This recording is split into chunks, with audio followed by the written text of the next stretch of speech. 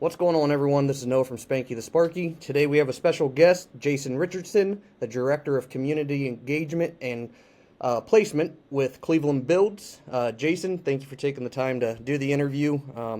Not only do I hope to promote your organization, but more so what your organization actually does, so I appreciate it. Absolutely. Absolutely. Thank you for having me. I appreciate you. Yeah. To begin with, just give me a little background about yourself. I know, obviously, I researched a little bit into your program, but what all does your program do? How did you, I guess, start the organization? I know it's a nonprofit, but just give a general breakdown of what it is and what you do. Absolutely. So we've been a nonprofit organization since 2020, March of 2020 to be exact. So perfect time to That's start awesome. perfect time to start a program dealing with people right when the world was shutting Yeah, down. that's So very true. we didn't start programming until August of 21. And we were founded by two people. One, his name is Tim Linville. He's the CEO of Construction Employers Association. He's Oh, a nice. co-chair. And then Dave Wondolowski is the executive secretary for the Cleveland Building and Trades Council, and he's also a co-chair. And so they came together and said, "Hey, we need to get a program that can help young people get into the trades." So that's how they started it. Our board is comprised of half contractors, and then half of the labor force.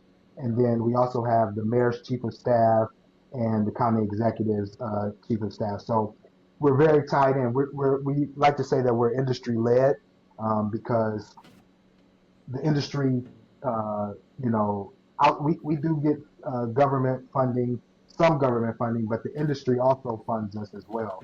And so, when we make a phone call, people know who we are and they pick up the phone. So we have a pre-apprenticeship program that is 12 hours, so it's really That's quick. We do a 12-hour program Tuesdays and Thursdays, and in that we help you. A lot of times people come in and they know three trades. They know carpenters, electricians, and plumbers, and that's yep. it, right? And so in Northeast Ohio here, we work with 18 between 18 and 19, 18 to 20 trades. Oh, wow. So a lot of people they come in, they've never heard of what a glazer is or a millwright or a Yeah. boiler maker, right? And so we expose them to all of those trades, and then we have them, and then at the end we help get them placed into a union that they choose. So it's been pretty good over the last since 2021. We've placed about 273 people That's awesome. into 18 different trades, and we have about a 73% retention rate. So we're doing pretty good. That is awesome. That I mean that's actually tremendous, especially given the time that you guys started. Obviously, that in my opinion that was a really good time to start. But I mean, Yeah, progressing like that, getting people situated in their respective trades, that's a big accomplishment in itself. So absolutely, that's amazing. Uh, absolutely. with apprenticeships, though, a lot of people think of, I guess, someone that's really young coming fresh out of high school. With your guys' program, is it targeted towards, I guess, the younger generation? Is it targeted towards someone, I guess, middle aged, or can it just vary? Yeah. Yeah, it definitely varies. So we work with people. Generally speaking, we've worked. So I'll put it like this: the oldest person that we've placed was 65. Oh, wow. Uh, yeah, I mean, now that does not happen often at all, and we do not recommend 65-year-olds to come, right? Yeah. But we have helped people who are older. But generally speaking, we really our sweet spot is the 23 to 33 range. That range is the sweet spot, but we work with 18 to 40 is generally who we target. Yeah, when I went through my own apprenticeship through the IBEW, we had an individual. I think he was in his. I know for a fact he's in his mid 50s. I also had people in my class that were as young as 18. So there's a wide spectrum. So it's pretty cool to see. It's never too late and you're never too young, I Correct, guess. correct. With that, what do you think is the biggest misconception that I guess applicants have going into a whether it's a pre-apprenticeship, an apprenticeship, but what do you think is a big misconception maybe for not them necessarily, but say you have say you're trying to gain entry into the trade, you have a wife. What's I guess a misconception maybe from like a family member or maybe the applicant themselves? So it's two. It's two. The first one is that it's going to happen quickly. This is getting into a union can take, a year, sometimes 2 years. It's a process. Yes. And so sometimes people think, oh, I applied and it's supposed to happen tomorrow. It's not your typical job interview and things like that. Sometimes you have to go through multiple interviews. So it's not, it's going to take some time. That's one. And number two, and it's twofold. Everybody thinks, oh, I'm going to be, and I'm sorry to say this to you, everybody thinks I'm going to be an electrician because they make the most. And I Yeah. tell everybody, here, at least in Northeast Ohio, I don't tell anybody who makes the most. I do tell them it's not the electricians in Northeast Ohio. That's Right? Like they're like third, which is yep. great, and everybody makes good money. Everybody at the top, when you top out, when you're journeyman, everybody makes good money. However, you know, do what you love. That's Don't do it for the money, because if you do it for the money, if I tell you iron workers, they don't make this. But if I tell you iron workers make $100 an hour, and you're terrified of heights, yeah. what's that going to do? It's not going to do anything for you, right? So you want to do something that you can see yourself doing every day for the next 25, 30 years that you actually love. Yeah, it's going to be hard. There's going to be days that you don't feel like going to work, but you want to do something that you like to do. So the other misconception is, I'm gonna go and I'm gonna be an electrician and make, $40, $50 right away. That's not happening. You don't start off making top out scale. Start off making a percentage of that. So, those are the conversations that I have a lot. Yeah, and I think a big misconception, I mean, online or on social media, I guess everyone's always posting the best. It's never the worst. When I Right. first started in the electrical field, at non-union anyways, and not much higher when I first got into the union, I was at $12 an hour. The big difference between going from the non-union sector to the union sector were the benefits, which The definitely benefit. made up for it. Absolutely. Absolutely. And that's what I try to tell people. Like, when I'm going out and recruiting, I'm like, look, it's you're doing this for the long haul. And Yep. in 5 years, I don't, in Cleveland, the Cleveland market, the electrician's apprenticeship is 5 years. I don't know if it's the same in Pittsburgh, but it is it. I, oh well, I'm actually down in Columbus. I'm just a big Okay. Pittsburgh fan, but Oh, yeah, come on, oh man. yeah, I know it's even worse that way. Um, but at least when I went through the apprenticeship, it was typically 5 years. You could finish in 4 years if you took summer classes, which I Correct. did. But most apprenticeships I come across are four to, I mean, some up to 6 years, but most of them Right. seem to have been reduced down now to about 4 years if they're able. And so that time is going to go so fast. And what I try to tell people is all the time, look, in the Cleveland market, generally you start off especially for electricians, you start off. They actually in Cleveland they start off lower than almost every other trade. Every other trade you probably start off between $20 and $22 an hour. That's Yep. that's what you start off in your first year. With the electricians, their starting is about 1583, Yep. right? So you That's start off lower. But I try to tell people you get raises 6 to 8 months, every 6 to 8 months, especially in that first 4 or 5 years. So you're going from, let's just say you go from 15 to over $40 an hour in 5 years. yep. That it's okay. You can do that. So just trying to get people to understand that the money is gonna come, the money's good, but just do something that you love. That's the most important thing. I agree with that. Like personally, I mean, you couldn't pay me enough, and it's not knocking like a drywaller at all. You couldn't pay me enough to be a drywaller or a glazer. Those guys have a terrifying job. You couldn't pay me enough to do those type of things. So yeah, you definitely have to enjoy anything in life, but especially in construction where the conditions aren't always the best with temperature. Uh, Correct. I mean, there's a whole list of things that goes with that, but Correct. yeah, Yeah. definitely find a trade that you enjoy, build your skill set, and then, I mean, you don't really have a ceiling at that point. You can branch off and do so many different things thereafter. Yep. In your opinion, what separates the people who finish the program or an apprenticeship program to the ones that don't finish an apprenticeship program? It doesn't have to be specific to you guys, but from what you saw, what's the difference between those that finish and those that don't finish? Yeah, I mean, you just gotta want to. Like,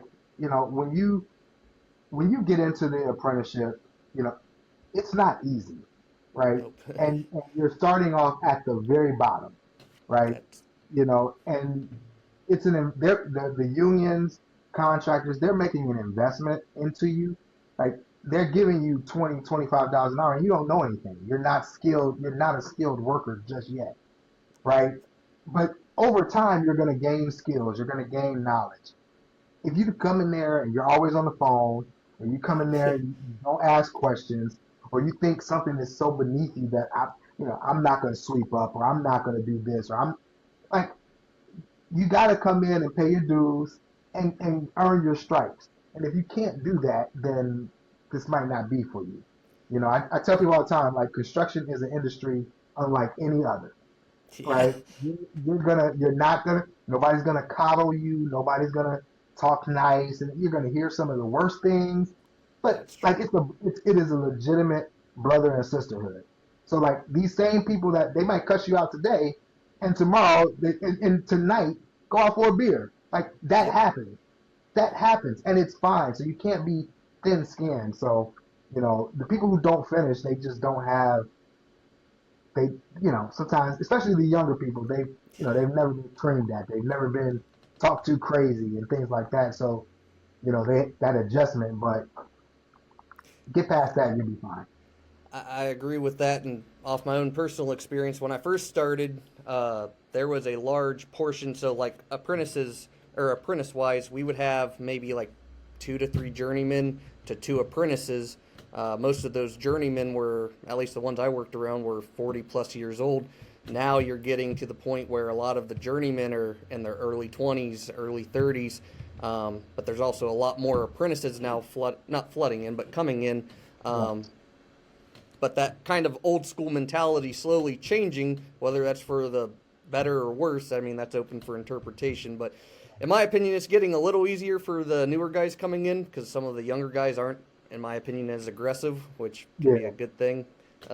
I think it's a good thing overall, but there is some downfall to that. But yeah, absolutely. I do think you do have to have a tough or thick skin for any construction trade. Yes, Um, yes, as I guess once someone does complete the apprenticeship through Cleveland Builds or really any other apprenticeship, but more so for you or Cleveland Builds, 6 months down the road, what's like the ideal situation for that apprentice? Or I guess journeyman, apprentice, whether I don't know once they leave your program what they're classified as, but what's the ideal situation 6 months down the road for a Cleveland Builds? I'll call them apprentice for lack of a better yeah. word. So once you finish, so we have a pre-apprenticeship, so we're Mm-hmm. getting to the apprenticeship. So 6 months, we want you to be into your apprenticeship, learning and doing well. That's a success for us.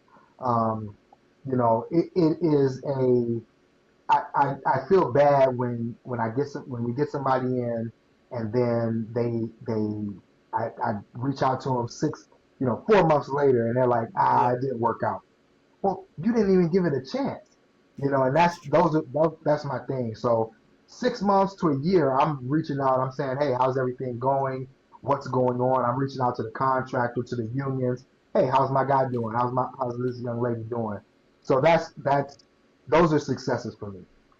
I would agree with that. You do definitely have to give it time. When I first made the transition into the union, I ran into some not really personal issues, but some of the people you work around can definitely make things very difficult.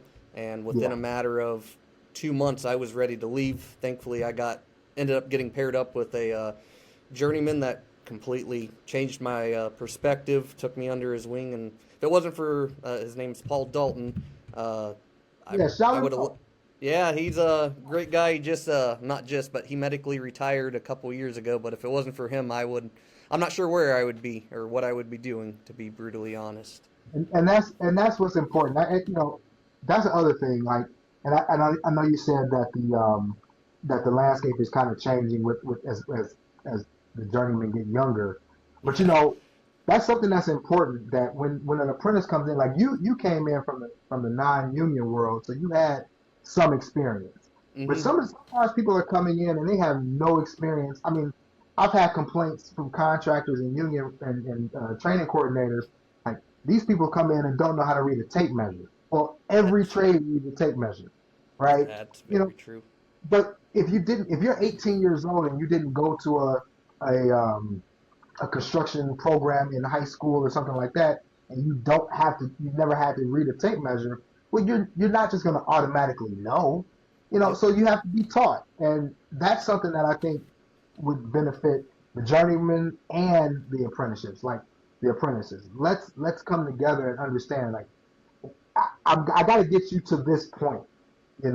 so that you can progress. But if you can't read the tape measure on the first day, that doesn't mean I want you to sweep every day for a year straight. I'm not going to teach you anything. You got to learn, But the apprentice has to then seek out opportunities to learn. Nobody's going to hold your hand and chase you. Hey, come learn this. Come learn this. That's not going to happen either. But it's got to work both ways. I agree with that. I think, especially early on, you have to take initiative not only, well, definitely while you're on site, but off the site. There's going to be things that you may not get exposed to right away, but you're interested in. I mean, we live in a world full of technology, AI. You can do just figure anything out or at least learn anything you want within a matter of seconds. Um, so I do agree with that. With the shift in the climate of everything, we had a big push for college, or that's always been the big push. And now there's the big push for the trades. Uh, there's also a big gap in the amount of tradespeople entering the field. Why do you think that's the reason? um, there are still we're still fighting uh, college. We're still fighting the college. Go to college, the Yep. college route. And I think that a lot of times people don't know what they don't know, and so Spot on. especially young people. And when I go to a high school and I'm talking to them, they're like, "Wait, so you mean to tell me I could instead of spending $200,000 over the next 4 years, I could earn $200,000 over the next 4 years?" I'm like, "Absolutely, 1,000%." And when you start explaining it like that, I think high schoolers especially, they start realizing like, wait a minute, this doesn't make I could get an education because I'm doing 4 years, but I'm getting paid to do this apprenticeship. I'm also coming out with college credits because when you go to your class, that's college credits, Yeah. and I don't have to pay anything for it. Oh yeah, sign me up. Like, Yep. and I think the more exposure that they get, that will be better. But you go to some high schools and the guidance counselor doesn't know anything about the trades, or the only trades they know are electrician, carpentry, and plumbing, and that's it. Yep. And people don't even know what union plumbers do. They're like union plumbers aren't snaking toilets. Like Nope. they're installing new stuff. So like those kind of that's another misconception. But I those agree kind with of that. things are important to let kids know from not even just seniors and juniors. Start in eighth grade. Start telling people, hey, listen, I'm not saying that you're not smart. I'm saying maybe school is not your best thing that you like to do, Yep. and so how about you look at this avenue and just see if there's something for you. And a lot of times when you do that, they say, oh, I want to do that, and that's how we get there. I agree with that. At least where I grew up in the southern part of the state. There wasn't much push for the trades. I actually ended up going to college. I got my bachelor's degree, graduated college, and I thought I did everything right, but I couldn't find a job. And I mean, that's kind of how I ended up in the trades, and that was one of the best things that happened for me. But building off of that, there are still people that kind of have the guilt that I've talked to, or a slight regret of not going to college. What a lot of people don't realize, and I actually utilize this through my home local, is a lot of these union apprenticeship schools have programs with whether it's a local community college or maybe some larger colleges. I can't speak for all, I can only speak for mine. But we were partnered up with Columbus State Community College and then Northwestern State Community College, and I was able to get associate's degrees from both of those completely for free, so that was just an added bonus to everything. That's what I tell kids this all the time. When if your parents are saying, "Hey, you got to go to college. You got to go to college." Okay, cool. In your apprenticeship, your 4 year apprenticeship, you're going to classes during that 4 years. In at least in the Cleveland market, Hmm. um, over the course of that 4 years, you're like when you finish your apprenticeship, you're maybe 2, 3 credits shy of an associate's degree. And then once you're finished, the union will pay for you to go and get your associate's degree. So Yep. you're still going to college. And so that you can't beat that. Like No, you can't. you're not paying for it. And then if you and all of the extra classes, extra certifications that you can take that are free, that are Yep. 100% free, that only help you. You know, our director of training, she is a carpenter and Oh, has that's been awesome. for 25 years, Yep. or 20, 25, I think 25 years. But she tells a story about how when right before she came with us, she was building a hospital. She was working on a hospital, and she was the only person in the local with a specific certification, Hmm. and they were going to give this work to somebody else or to another contractor or company or whatever. And she's like, "Wait, I have this certification." She worked. She worked all through the winter, didn't get laid off or anything because she was the only person with that certification. That's the kind of thing, and she got the certification for free. You can't beat that. That's one thing that a lot of people don't realize. Yeah, you might be an electrician, but you can specialize in the electrical field. You can specialize as a carpenter. You can specialize as a glazer. You can specialize in anything. It's kind of like the medical field. You might be a general doctor, but then you have a specialty, and most of those certifications are paid for directly by whatever contractor you're going to work for because it makes you more money, but in return, it's going to make them more money, so everyone wins. Absolutely, absolutely. And as we progress throughout the trade, say you become a journeyman, or maybe you're 3 years into your 4 or 5 year apprenticeship, in your opinion, why do you think people may wash out and be like, this isn't for me? Yeah, so I'm gonna be honest. In the longer you are in the at least in our market, the longer you're in, especially your apprenticeship, the higher the retention rate. Most of our people, in the Cleveland market, from what I've heard, mostly the washouts happen in the first year. I After would agree that, with that. the retention rate sky high. It's in the 90s. Because you know it's hard to you start off at $20 an hour, great. If you get to your fourth year and you're making 30, $40 an hour, it's hard to then go back somewhere else and say, yeah, I'll start off at $20 an hour, $22 an hour. Especially now you're in your fourth year, you're getting all of your benefits, you're getting your retirement, all of that's on top of. So that $30 or that $40 is actually 60 or $70 when you include your benefit. It's very hard to then go back. So a lot of times people don't wash out. Now, sometimes, like I recently found out that one of the guys our first placement, he was very close to becoming a journeyman, but he ended up deciding that he wanted to be a firefighter.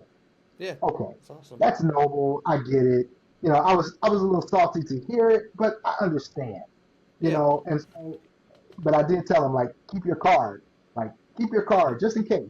Keep your card, and he was a bricklayer, and so those things happen. But generally, you're not going to go back and say, yeah, I'm going to go work at Amazon. If you're in your fourth year, that's not happening. nope, that's very true. And actually, I kind of ran into that crossroads myself. So I went through my apprenticeship. I topped out. I've been a journeyman. I've held the foreman role. But I knew over time I wanted to at least go experience. I call it the corporate life, I guess. But I keep my ticket paid up. I got everything approved through my local union. But now I work for a large general contractor in their electrical section. So I'm Yeah, getting a taste of all the different worlds. It's not to say I won't ever go back to working in the field, but if I want to at any time, I do have my journeyman ticket paid, so I can do that, which is nice. that's the thing. Like once you're a journeyman, you can go anywhere in the world and work. right? Because you have your card. Yep. You're marketable in so many different things. I tell people all the time, like once you start off as an apprentice. After your apprenticeship, you become a journey worker. After that, you can go into so many different avenues. You can go into Yeah. safety. You can start your own business and start and run your own union shop. If you want to just stay in the field, you can stay a journey person and just keep grabbing certifications. Great. Yep. You can become a foreman, a superintendent. Like there's so many you can teach. Teach Yep. at the local JATC. Like there's so many different avenues that you can go into that make plenty of money and are fulfilling. So don't just settle, you know. And you can do I multiple things. Yep, that's very true, and I'm mentioning this solely because there's a lot of, I wouldn't say hatred, but a lot of distaste sometimes for safety in the construction sector. I know some safety individual or people in safety that are making easily over 150 plus $1,000 a year. So, I mean, we can knock it all we want, but they kind of get the last laugh in that regard. Absolutely, absolutely. And we did a lot of talk about higher wages in the construction industry. What do you think people either underestimate about the unions or just a common misconception about union labor? Because I mean, obviously I do have my social media that I get comments on quite a bit, and there's a fine line between people that support the unions and then the people that dislike the unions for whatever their cases may be. Right. Which I get both sides of the spectrum. Nothing's perfect, but what do you think is I guess, a misconception for someone trying to get into the union, but something that might play in the back of their mind to keep them from it? Yeah. The money. I keep going back to the money because that's a big thing, but it's not just the money; it's the benefit. Like Yep. like we're because my organization is union adjacent, and we're yeah, I like to tell people like we're cousins. We're right Yeah. there. We're not in the trades, but we're right there. But like I'm on the my this our company is on the bricklayers benefits plan. When Yep. I tell you these are the best benefits I've ever had, and I don't pay a dime for them. Yep. Like that, you can't beat that. You just No. can't beat.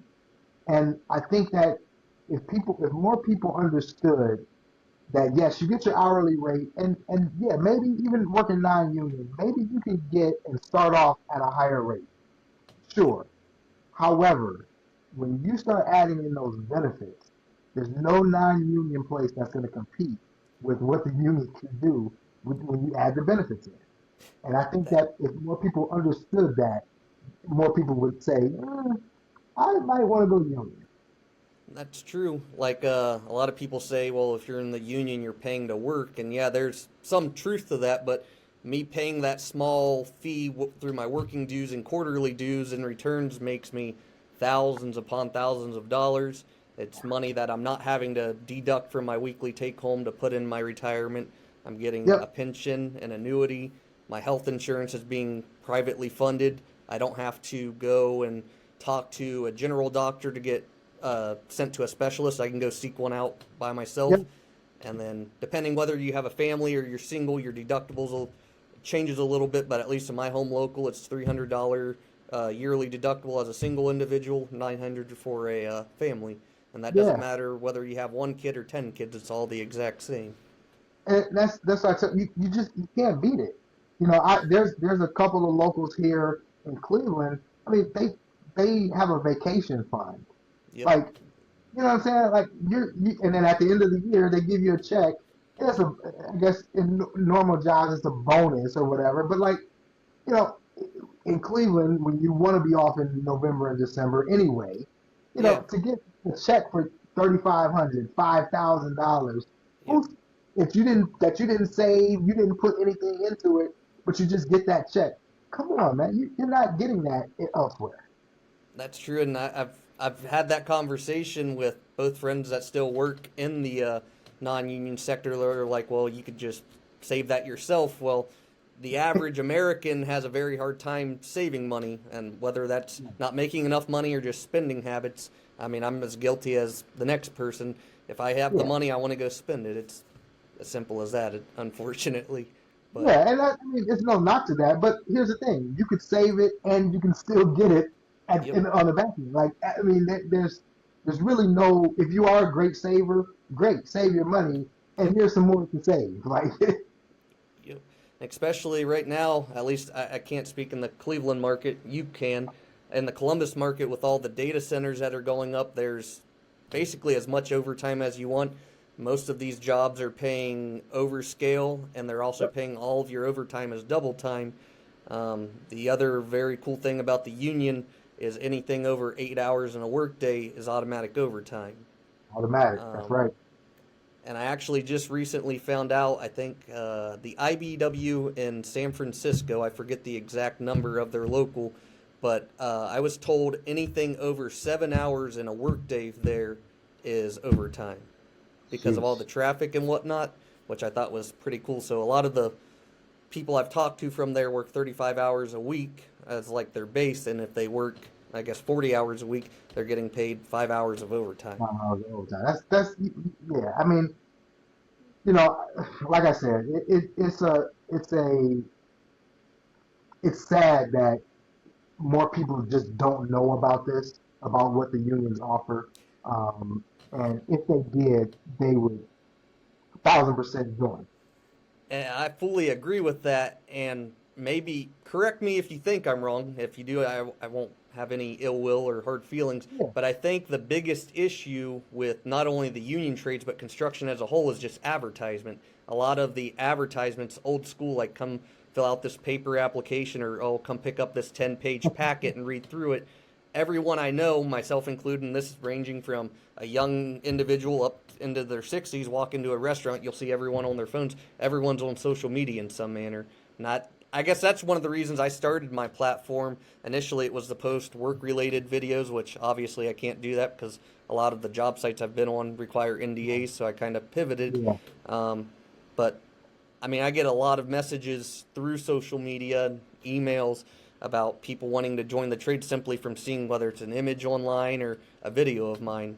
And I obviously try my best to guide them, but I think that's a big issue in the construction sector That as a is whole. that is that is a huge issue, and it's something that like I'm not gonna call out any of our locals because I love them all, but Yeah. like there's locals that say, hey, you have to you can only come down to apply.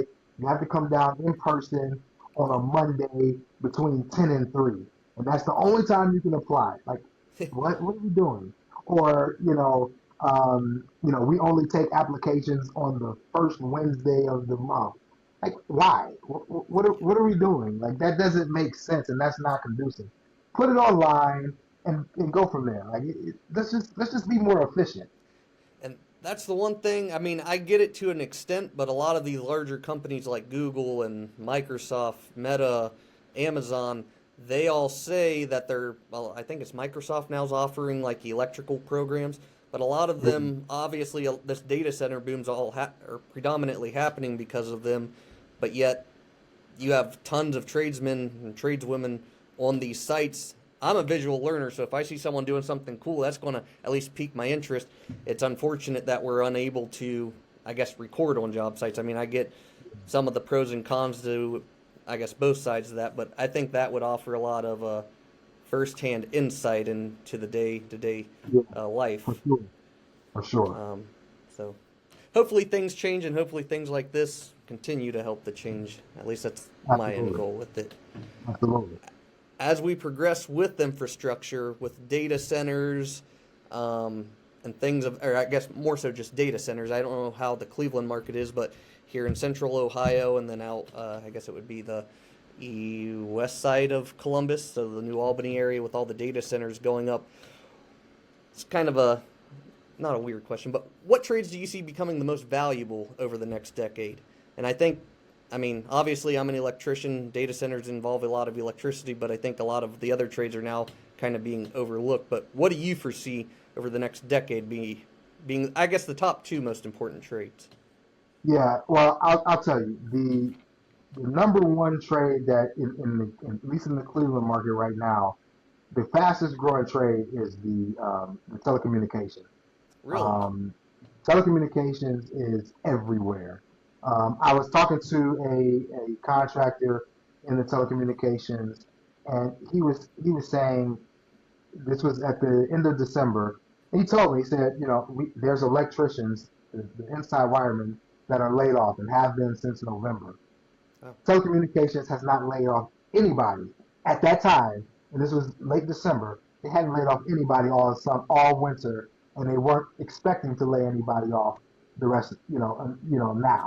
So that trade is one of the fastest growing trade in this market for sure by far, and their work is not going anywhere. Everything is becoming more telecommunications. Everything is Yep. becoming more electronic and things like that. So that work is not going anywhere. So that's one. Um, the other trade that's picking up steam, at least here. Let me see. I'd say the bricklayers, because they have the restoration side as well. The bricklayers are doing a lot of work, and we're That, starting to see them pick up, taking more people and things like that. So telecommunications is kind of like a standalone one, but the bricklayers would be the second one. that's actually pretty cool, and I'm sure that's going to vary market to market. But those, I mean, I definitely was not expecting that. So that's actually a pretty cool, unique perspective to all that. Not perspective, but it sounds like that's the case. That's Yeah. that's interesting. That's really Yep. cool. If you could change just a public view about construction as a whole, across the board, no matter the trade, the individual, um, what would you hope it would be from like a public side? Um, I think I think for me, I just want it to be more accessible and more open to everyone. Um, like I said, you know, the having to run around and you've got training centers that are an hour away Yeah. and things like that. I think just being more accessible, I think that would help. Yep. Um, and it would help. I get having wanting people to work to get to being a journey person. I get all of that. Mm-hmm. um, but I also think that you know we lose people who have potential. We Yep. lose them by making things so difficult to start that they're like, why do I have to go out an hour and a half away to do a training, Yes. and I'm not getting paid, or I'm getting paid $12 an hour for a Yep. pre-apprenticeship before I can get in. There's no guarantee and all of this. Like, you know, I get it. That's that old school mentality, but Yep. I think that we can change some of those. I'm not saying don't work hard. I'm not saying make it easy for anybody, but like it doesn't have to be so hard. I agree. And that would be my like advice. If I'm a nobody, but that would be my advice. Now you're somebody. You're doing a lot of good for the community. You're doing a lot more than 99% of the population, which is awesome. I will agree with that. I mean, every trade school is set up in a different location, obviously, and depending on the jurisdiction. But I talked to apprentices that I've worked with. Well, not currently because I just left, but apprentices that I've worked with in the past have up to 2 hours of driving. So they'll go from our job site, which is here in Columbus, to the trade school, which is also in Columbus, and then they might live 2 hours away. So they're getting out of class at whatever time, and then having to make what's supposed Yeah, to be a 2 hour drive now possibly 3 hours because of traffic. That's going to be probably the same in just about any big city. right. Um, so And yeah, that sucks, yeah, and then like I said, that's how you lose people who potential have potential to be great. You might lose them. They do that for a month or two. They're like, you know what? I can do better. I can figure something else out, and you lose them. So that's something and I just think they're not. A lot of times the unions aren't run efficiently. yeah. That Um, I and I'm not going to name drop anyone. I've talked to people Yeah, in higher positions within different unions, and I mean, it's like any other organization. Some of the chapters are nicely ran, others have a lot to be desired. yeah, And yeah, until we get some sort of uniformity across the board, we're unfortunately always going to see that. Um, yeah. I have two more questions, and I'll let you go. I've taken up a decent amount of your time. I do appreciate it. Yeah. Um, if say I was a 15 or not a 15, let's use an 18-year-old. I come up to you and I say I'm interested in joining the trades. Should I go non-union or should I go union? Let's just use the plumbers union for or a plumber as an example. What would be your selling point to join the union trades compared Yeah, I to would. the non-union side? My first thing would, I would say, I would talk to you now. If you're 18 and you don't have a family or anything like that, you don't care about benefits, Yeah, right? You probably don't care too much about benefits. You don't even understand it yet. that's true. But I would talk to you about the training that you're going to get as a union plumber. Like you'll be able to do everything that a non-union plumber can do still. However, you'll have that union backing and Yep. you'll get the union training. You'll be more versed in your trade, whatever trade that is. And I think that would make a difference because at 18, yeah, maybe the non-union says, "Oh, we'll pay you, $28 an hour." Great, that's great, Yeah. But if you take a step back and you're making 20 or 22 as a not as a union plumber, and you're going to get a raise in 6 to 8 months, anyway, and be right there at 26, $28. That's so 6 months is going to happen like that. But you're going to get trained the union way. You're going to have the safety. You're going to get OSHA. You're going to get all of these certifications that can make you more marketable. And then within a year, year and a half, 2 years, you'll be so much further than a non-union plumber. You'll be like, "Why? It wasn't even a decision." And so those are the kind of things that I think that's what I would say. I fully agree with that. I want to specifically the safety aspect. I mean, safety is safety. People have Yeah, a lot of hatred a lot of the times towards it, and I get it at times. But from a personal standpoint, when I started non-union, about I was about a month in non-union electrical. I was doing residential at the time, so very minimal training. My first 2 weeks on the job, I was being trained by they were high schoolers. Come to find out, they were on summer break. Their dad or uncle worked for the company on this specific site. I was being trained by two high schoolers, which after I found that out, wasn't too pleased by it. Um, but kind of my turning point, and I use this when I'm talking to people that work in the union, non-union. They put me into a live panel within my first 2 months of being on the job site. great. Zero knowledge at the time. I didn't know which way to turn a breaker, which way would turn it on or off, and they're just like, have at it. And that was the one time that I was like, I'm not. I told them I wasn't doing it, and they did finally kill the power to everything. Um, but and I'm not saying that only happens non-union. I would hope it never happens in the union. Yeah, But that was kind of a eye-opening experience for me, and I think something or someone that's only worked in the union, it's something they kind of take for granted, and it's something that's kind of eye-opening if you work non-union and hear those stories. absolutely, absolutely. No, that I hear, one of the things that we people who work non-union, they come to us sometimes and say, "Hey, I've been working non-union for however many years. I want to go into the union now."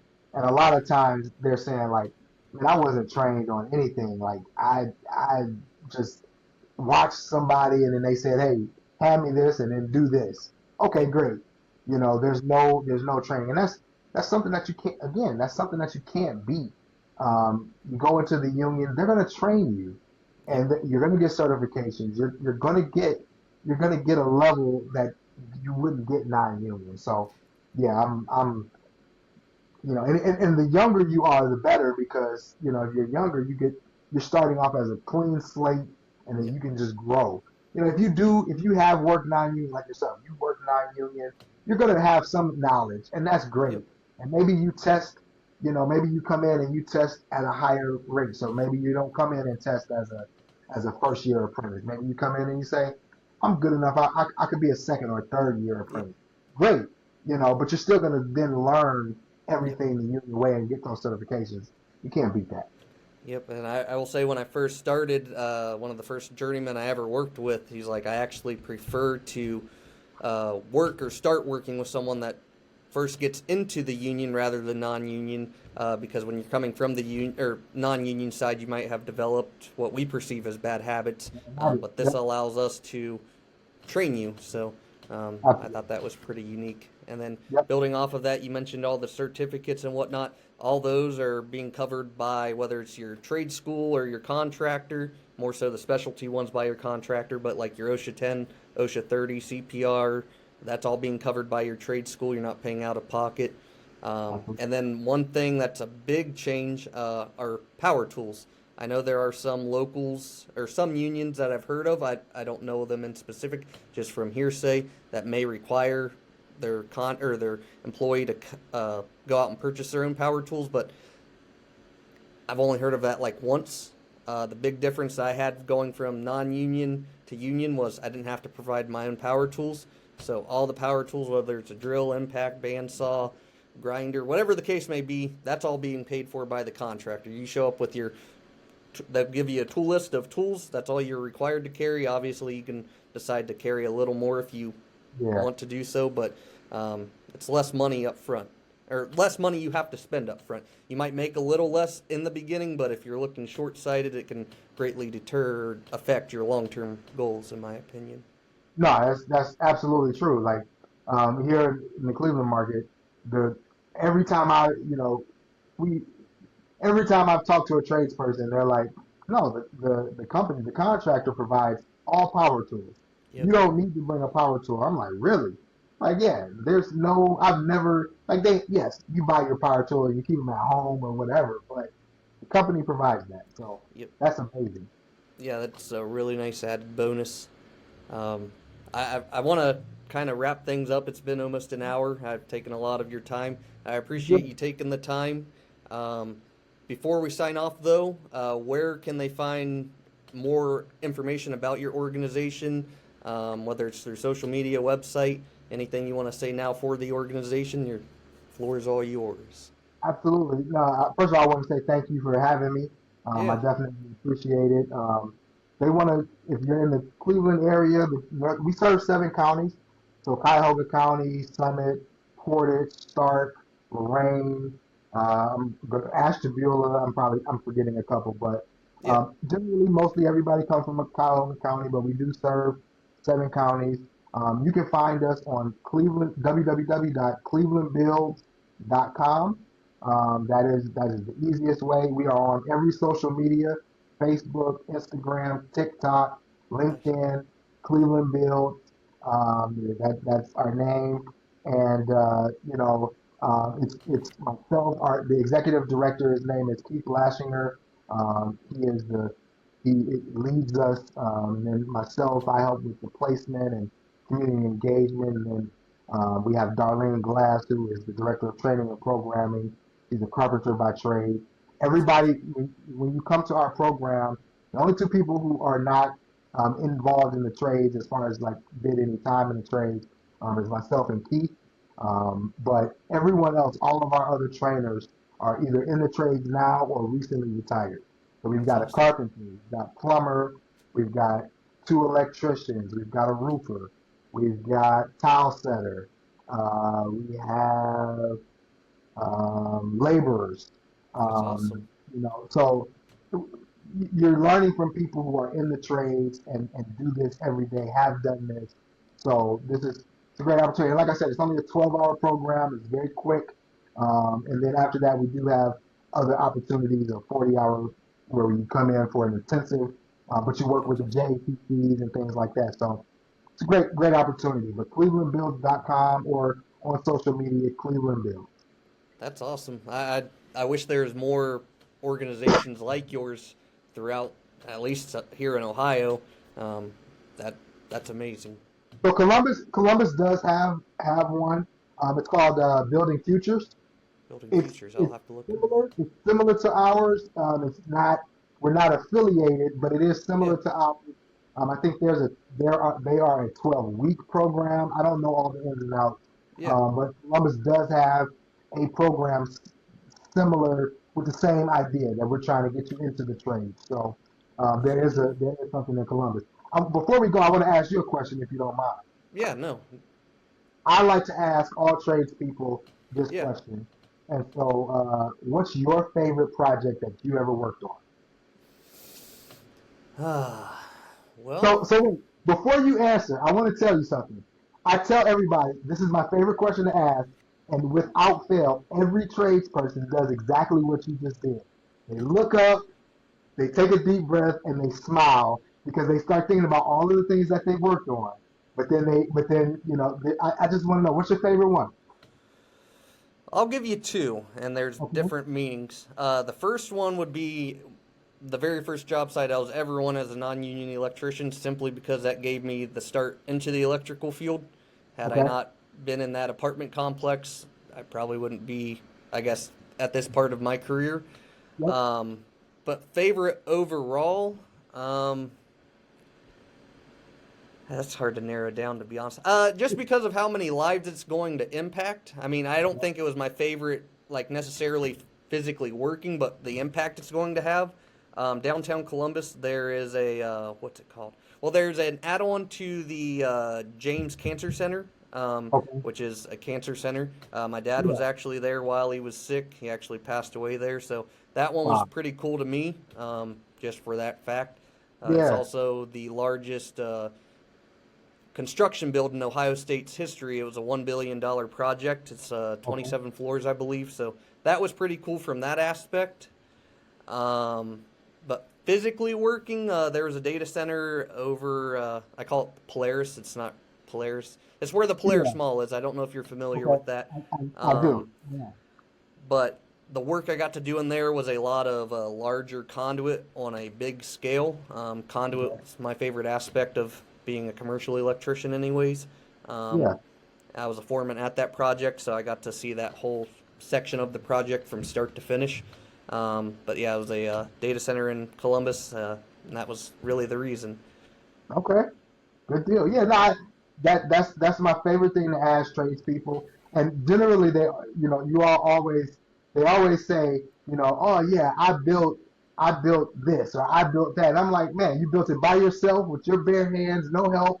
Or like we have a laborer, and she tells us like, I built Jacob's Field. It was back when it was called the Gateway. I was like, by yourself? She was like, yep, it's just me. I was like, all right, cool. So it's always fun. It's always fun, but I always like to hear what your favorite project was because those kind of things like let people know. I've heard some of the coolest things. I've heard people, build renovations at NASA. That's sweet. I've heard people.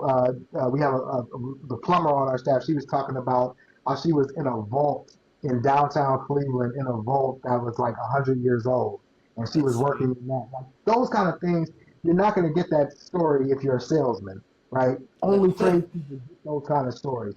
that's for sure. The Browns are getting ready to build their new stadium, right? There's going to be 1,000 tradespeople who work on that new stadium, and they're Yep. going to all have that experience. That's cool to be Yep. able to That's drive past it and say, "I built that" or "I helped build that." So very I true. love hearing those stories. Yeah. No, I appreciate you asking, but yeah, that's cool. Absolutely, But absolutely. well, Jason, it was a pleasure getting to talk with you.